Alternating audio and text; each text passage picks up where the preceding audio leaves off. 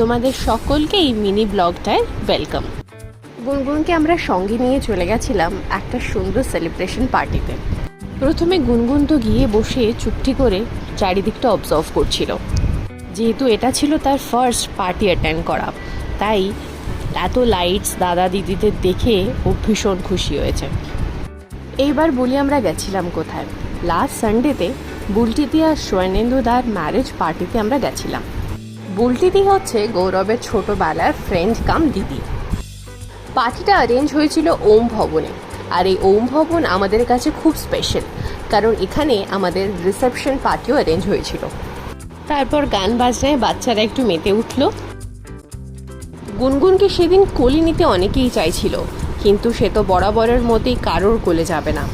আর অনেকটা সময় বাদে এই লিটন আঙ্কেলের কোলে চড়ে শুরু হলো তার একটু আধটু নৃত্য। ব্যাকগ্রাউন্ডে চলছিল পার্টি সং, বাচ্চাদের নাচ। এইসব দেখে আমরা বড়রাও আর নিজেদের ধরে রাখতে পারলাম না। এই করে ছোট বড় সবাই মিলে শুরু হলো আমাদের বিসর্জনী ডান্স।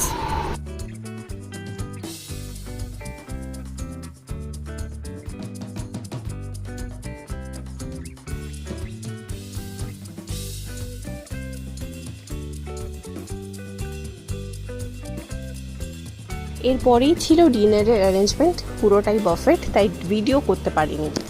সেদিন বিট্টু আঙ্কেল গুনগুনের একটা সুইট নাম দিয়েছে, রিল কুমারী। অনেকেই সেদিন তোমরা গুনগুনের পোস্টগুলো ভালো লাগে সেটা জানিয়েছো, সকলকে থ্যাংক ইউ। বুলটিদি স্বর্ণেন্দুদা সুখে দুঃখে ভালোবাসার সঙ্গী হয়ে শুরু করো এক অসমাপ্ত গল্প। Good wishes always with you.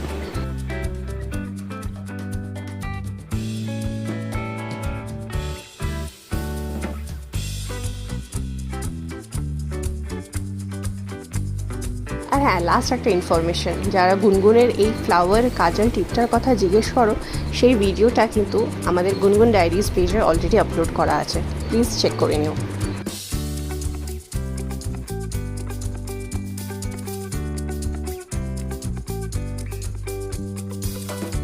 গুনগুনের প্রথম পার্টি অ্যাটেম্প্ট ক্যামেরা বন্দি করে রাখলাম, কেমন লাগছে জানিও। খুব তাড়াতাড়ি আবারও দেখা হবে, বাই।